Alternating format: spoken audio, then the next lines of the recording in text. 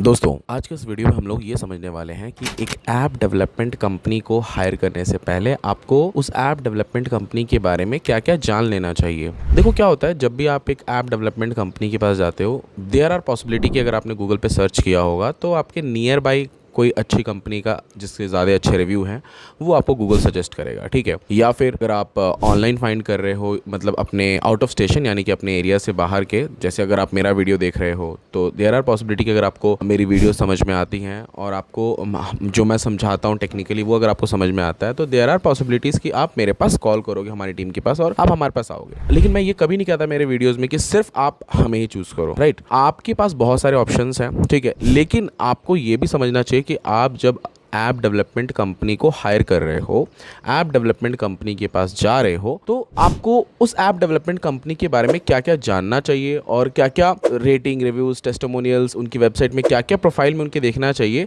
ताकि आपको समझ में आ जाए कि यस ये बेटर कंपनी है मेरे लिए। ये सारी चीज़ें आज हम इस वीडियो में डिस्कस करेंगे, ठीक है। सबसे पहला पॉइंट मैं आपको ये बोलूँगा, देखो क्या होता है ना कि ज़रूरी नहीं है हर ऐप डेवलपमेंट कंपनी सभी टाइप के ऐप बनाते हो। ये बहुत इंपॉर्टेंट है आपके लिए समझना। देखो क्या होता है, बहुत सारी ऐसी कंपनीज हैं जो सिर्फ एक प्रोडक्ट पे फोकस रखती हैं, ठीक है। जैसे मान लीजिए किसी ऐप डेवलपमेंट कंपनी ने एक प्रोडक्ट उनका लॉन्च किया है ओटीटी टाइप, ठीक है, या फिर किसी ऐप डेवलपमेंट कंपनी ने एक सीआरएम बनाया है, ठीक है, और उनकी पूरी टीम उसी प्रोजेक्ट पे काम करती है हमेशा, ठीक है। तो आप ये समझो कि अगर आपको अपने बिजनेस के लिए सीआरएम चाहिए, ठीक है, तो आप वैसी प्रोडक्ट वाली कंपनी को फाइंड कर सकते हो जिनका बहुत अच्छा एक्सपीरियंस है उस पर्टिकुलर फील्ड में। तो उधर क्या होगा कि एक तो आपको लो बजट में मिल जाएगा, ठीक है, दूसरा आपको हर टाइम अपडेट मिलेगा क्योंकि उनकी टीम हमेशा उसी पे काम कर रही है, तीसरा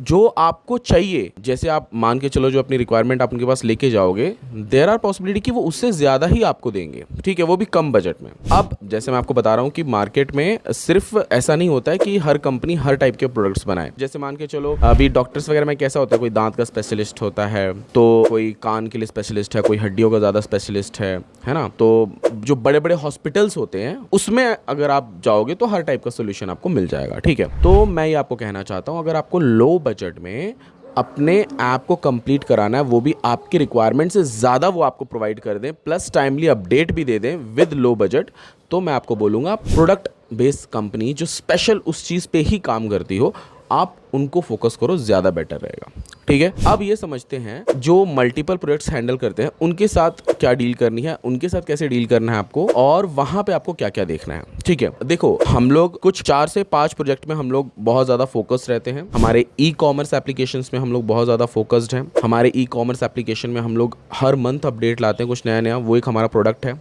ठीक है। क्योंकि हमारी 40 लोग की टीम है तो हम लोगों ने डिवाइड किए हैं जो हमारे प्रोडक्ट्स हैं, जिसमें ओटीटी भी ऐप आता है, ठीक है, ई कॉमर्स ऐप आता है, एजुकेशन कैटेगरी के ऐप्स आते हैं, गेम्स कैटेगरी के भी ऐप्स हैं हमारे पास जिन पे हम प्योरली फोकस करते हैं। अगर हमें न्यू रिक्वायरमेंट लेनी हो तो उस न्यू रिक्वायरमेंट के लिए हम लोग चार्ज उतना करते हैं जिसमें उनका पूरा प्रोजेक्ट बिल्ड हो फ्रॉम स्क्रैच, ऑब्वियसली, यानी कि थोड़ा ज़्यादा चार्ज होता है क्योंकि उसमें हम फ्रॉम स्क्रैच काम कर रहे हैं। जो हमारे पास रेडी प्रोडक्ट है उस पर हम लोग डिस्काउंट या हम उस पर नेगोशिएट कर लेते हैं, लेकिन जो हमारे पास जो प्रोडक्ट्स रेडी नहीं है उस पर हम लोग चार्ज ज़्यादा करते हैं, लेकिन जो हमारी क्वालिटी रहती है वो नेक्स्ट लेवल की रहती है। मैं सीधा मेरे क्लाइंट्स को यही बोलता हूँ, इवन अगर आप मेरे सब्सक्राइबर हैं और आप मेरे क्लाइंट्स बनना चाहते हैं तो मैं आपको यही बोलूँगा, देखो या तो आपके पास बजट अच्छा होना चाहिए अगर आपका फ्रॉम स्क्रैच प्रोजेक्ट है, तो अगर तो हमारे पास रेडी है तो हम नेगोशिएट करेंगे, लेकिन कम बजट में फ्रॉम स्क्रैच एप्लीकेशन तो नहीं हो पाएगा, ठीक है। ये चीज़ मैं आपको हमारे बारे में बता रहा हूँ, ठीक है। दूसरा, अगर आप किसी अदर कंपनी के पास जा रहे हो तो देखो क्या होता है,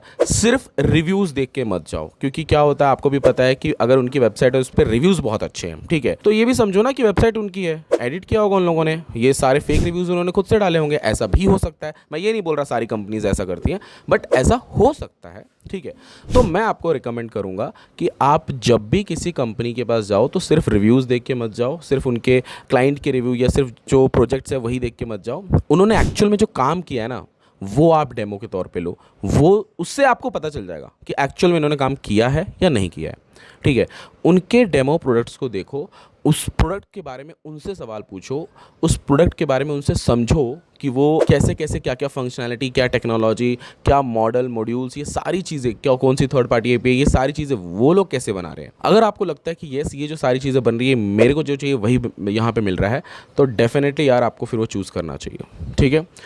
देखो हमारी जो स्पेशल कैटेगरीज हैं, जैसे मैंने आपको बताया, ओटीटी एप्लीकेशन हो गया, एजुकेशन हो गया, अभी हम डेटिंग एप्लीकेशंस में भी जा रहे हैं क्योंकि हमारे 2 प्रोजेक्ट ऑलरेडी बिल्डअप पे, मतलब उनका काम स्टार्ट हो गया। तो ये सारी चीज़ें आपको बहुत ध्यान से नज़र रखना चाहिए इन सब चीज़ों पे। आई होप दोस्तों आपको मेरा ये वीडियो पसंद आया होगा और आपको समझ में आ गया होगा कि आपको ऐप डेवलपमेंट कंपनी हायर करने से पहले क्या क्या देखना चाहिए। प्लीज़ अगर आपको समझ में आ गया तो इस वीडियो को लाइक करना, अगर आप मेरे चैनल पर नहीं तो चैनल को सब्सक्राइब कर लो। थैंक यू दोस्तों, मिलते हैं नेक्स्ट वीडियो में।